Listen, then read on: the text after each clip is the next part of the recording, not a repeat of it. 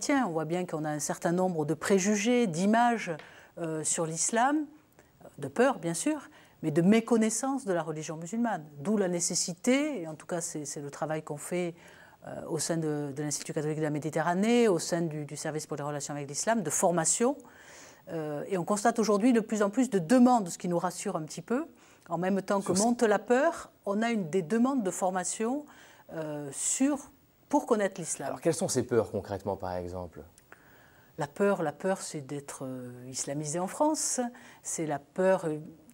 C'est vrai que le paysage français change.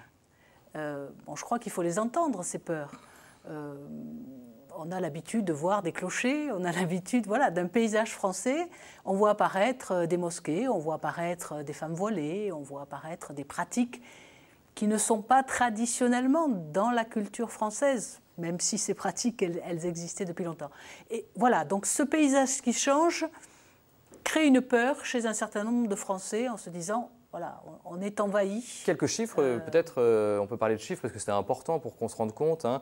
Il y a entre 4 et 6 millions de musulmans en France, dit-on, c'est difficile à chiffrer. 19 millions également de catholiques. Est-ce que vous les entendez, vous aussi, ces peurs de votre côté, Abdel-Salam Swiki?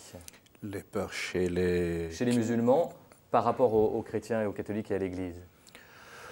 Les peurs chez les musulmans, honnêtement, ne sont pas par rapport aux chrétiens à proprement dit. C'est par rapport au pays d'accueil en général et le traitement qui leur est fait.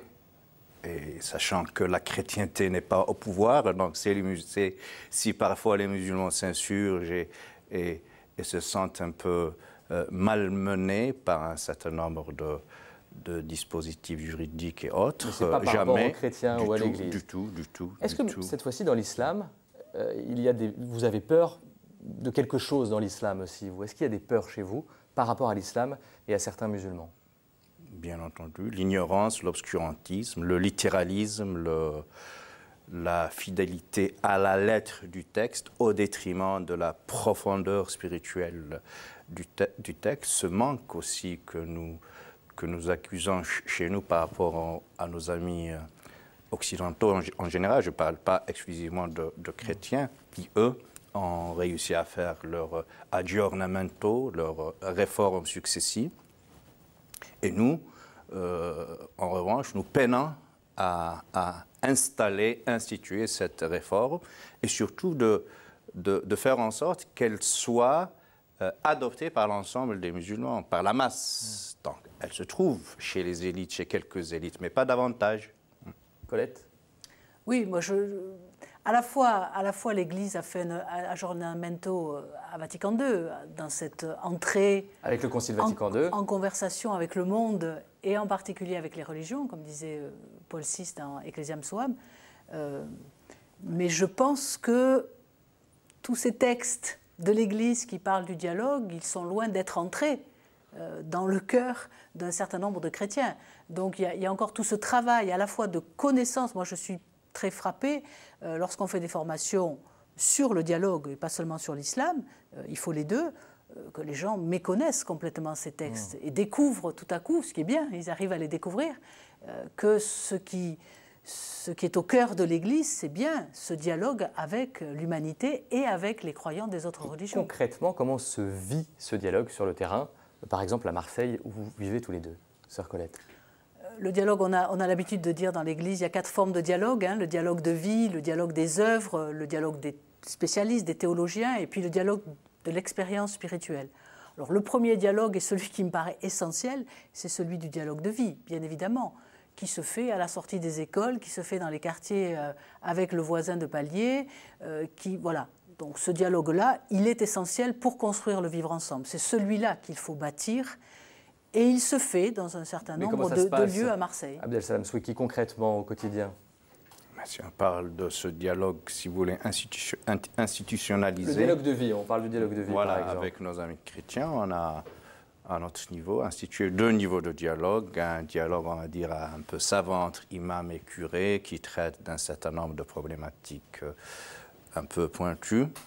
Un autre niveau, un peu plus plus généraliste, plus populaire. Et là, on s'ouvre à des laïcs, à des profanes, hommes et femmes, et on discute de problématiques plus terre-à-terre, plus de société. Le dialogue de vie... C'est quoi pour avoir un exemple très concret? Le dialogue de vie, c'est je parle à mon voisin et je rencontre d'abord... Enfin, voilà, le dialogue de vie, c'est d'abord rencontrer un frère en humanité. C'est pas d'abord rencontrer un musulman ou un chrétien ou un je ne sais quoi. C'est important à rappeler. C'est ça. Quand je rencontre quelqu'un, je rencontre un homme, une femme... Et je partage avec lui les soucis du quotidien, de la vie, de la cherté de la vie, de la recherche du travail, bon voilà, des soucis pour les enfants à l'école. C'est ça le dialogue de vie. Alors on ne va pas débattre là du monothéisme ni de la Trinité, c'est la vie. C'est la vie, voilà. Alors, je vous propose maintenant d'aller à la rencontre d'un couple, Boilem et Muriel, qui vivent avec leurs enfants en région marseillaise. Lui est musulman, elle est catholique. Alors, comment vivent-ils leur foi au quotidien? On regarde ce reportage de Jérôme Tournier. Muriel et moi, on est profondément convaincus qu'on prie le même Dieu, alors de façon des fois différente, mais en tout cas le même Dieu. Boilem a 50 ans, il est musulman. Depuis 17 ans, il est marié à Muriel, catholique. Tous deux sont croyants et pratiquants, et leur différence de religion n'est pas un frein à la construction de leur vie de couple. Les valeurs pour moi entre l'islam et le catholicisme sont les mêmes, c'est-à-dire qu'on a les valeurs d'amour, des valeurs de partage, des valeurs de respect mutuel, d'accueil aussi, c'est important, de s'accueillir comme on est. Ces valeurs-là, c'est le socle de notre couple et c'est le socle de nos deux religions. Donc on s'est aperçu finalement, ce qui faisait vraiment le quotidien, c'était des choses qu'on partageait et qu'on vivait tous les deux, de notre religion et de notre culture d'origine. Je crois très, très profondément que l'échelle des valeurs en fait, dans les deux religions est exactement la même, mais je crois aussi très profondément qu'il y a une différence entre le christianisme et l'islam. Voilà. Et par contre, cette différence n'empêche pas en fait, le vivre ensemble, n'empêche pas le respect et le vivre en paix. Au nom du respect de chacun, quand ils se sont dit oui, ils l'ont fait à la fois devant un prêtre et devant un imam. Curieux de l'autre, ils n'ont eu de cesse que de s'interroger sur leur foi réciproque. Alors, en partageant effectivement la vie et le quotidien de Boilem et la foi de Boilem, j'ai découvert que de cette religion héritée de mon éducation, j'avais des choses qui constituaient effectivement ma foi et je pense à l'incarnation, à la présence à Dieu qui a partagé notre vie au travers de Jésus. Ça, c'est des choses qui sont très importantes pour moi et je n'en avais pas forcément conscience avant de rencontrer Boilem et de voir la différence finalement qui marquait nos deux religions. Moi, en fait, il y a quelque chose en fait, d'analogue en fait, qui s'est produit. En fait, quand Muriel me posait la question, finalement, pourquoi en fait, on fait ça? Quelle est la signification? Et donc, en fait, dans un premier temps, donc, il fallait que je re-questionne finalement donc, ma religion, mon éducation, pour en fait, bien comprendre finalement donc, toutes ces pratiques-là et leur signification. Pour leurs enfants, ce couple a choisi de les placer sur un pied d'égalité face aux deux religions. Ils sont baptisés et respectent les interdits alimentaires de l'islam. Sarah, Noé et Zacharia portent des prénoms bibliques appartenant aussi à la tradition musulmane et ils vont aussi bien à l'église qu'à la mosquée. On a vraiment fait le choix de leur proposer les deux religions parce qu'on pense que la foi ne s'impose pas, elle se vit, elle se partage. À eux de découvrir, de trouver leur chemin. Muriel et Boilem poussent régulièrement la porte du GEFIC, une association de foyers islamo-chrétiens. Ici, ils viennent partager leur expérience avec d'autres couples mixtes. Encadrés par un prêtre, il leur arrive aussi de prier ensemble dans les deux religions.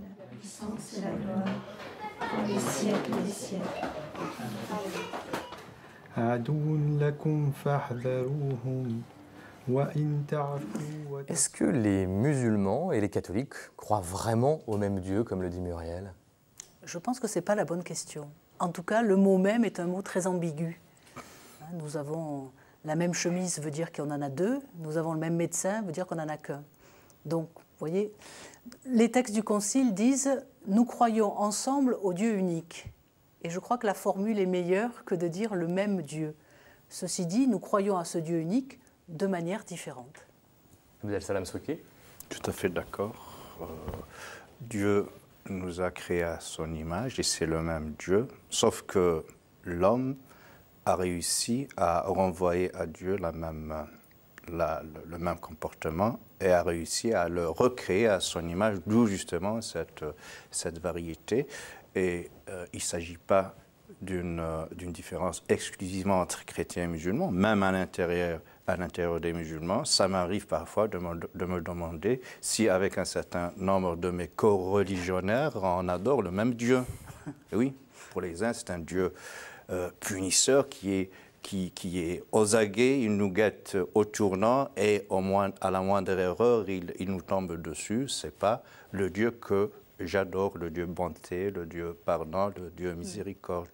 On vient de voir Boualem et Muriel, un couple islamo-chrétien. Il y en a de plus en plus en France. C'est une réalité que vous connaissez tous les deux.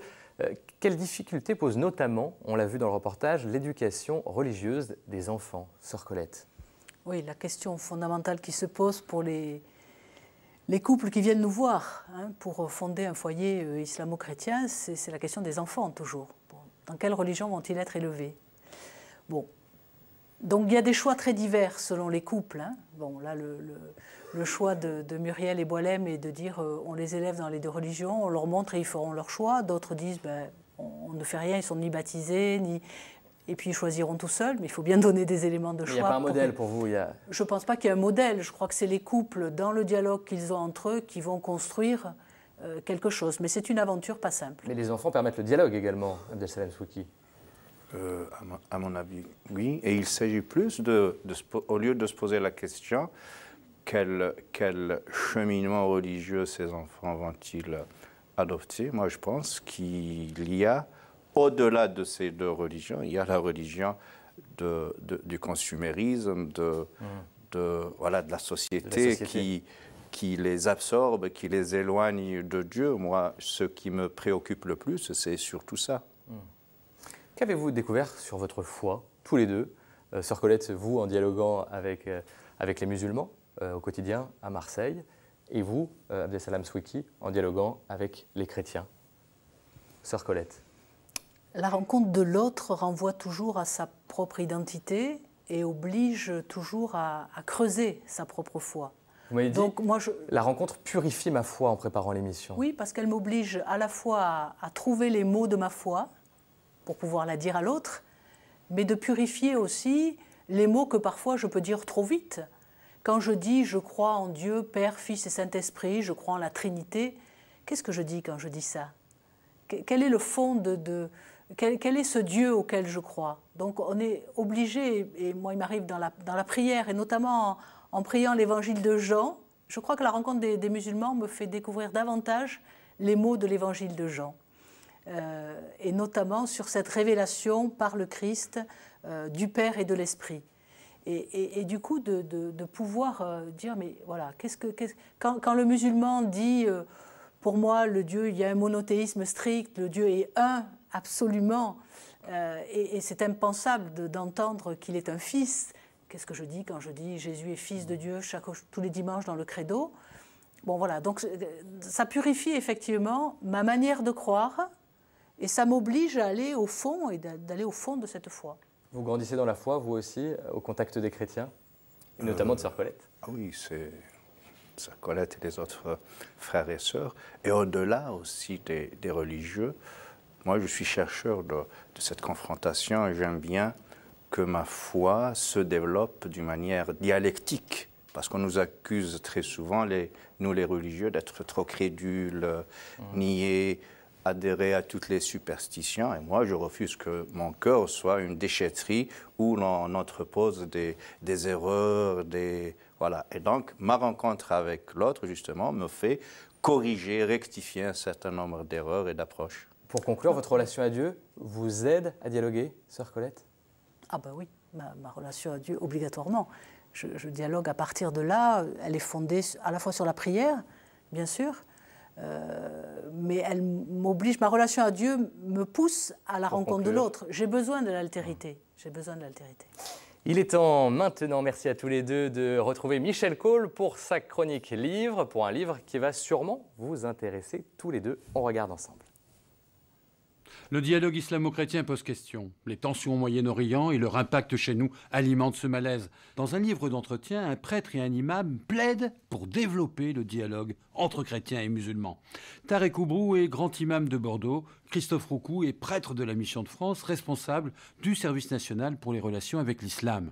Leur livre est courageux. D'abord parce qu'ils osent ramer à contre-courant du sentiment général de repli sur soi.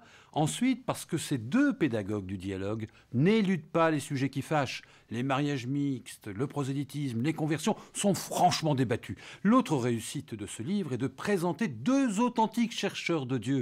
Car on ne dialogue pas seulement pour vivre ensemble, rappelle Christophe Roucou, mais pour vivre ensemble comme des chercheurs de Dieu. Le prêtre et l'imam, entretien d'Antoine Dabundo avec Christophe Roucou et Tarek Oubrou chez Bayard. Est-ce que vous apprenez à chercher Dieu ensemble, comme le dit le père Roucou? Exactement, je connais les deux personnes et beaucoup plus Christophe Roucou que Tarek Oubrou, bien sûr, qu'on chemine ensemble et qu'on cherche Dieu ensemble. Sœur Colette, pour conclure.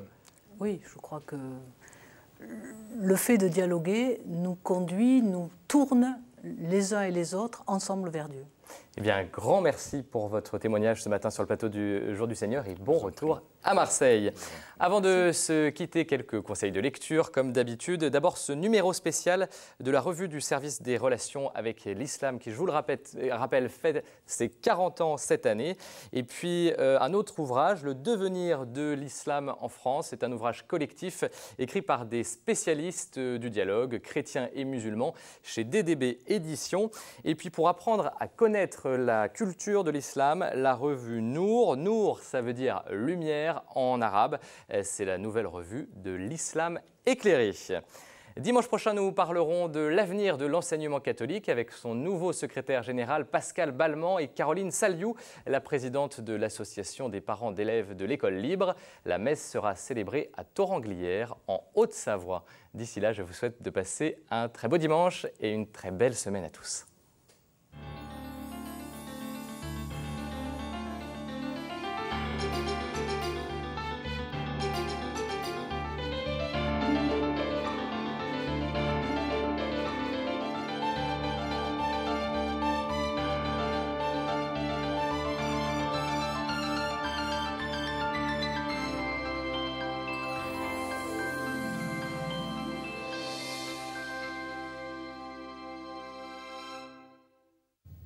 Avec grand plaisir, je vous retrouverai dimanche prochain. En attendant, excellente semaine à tous.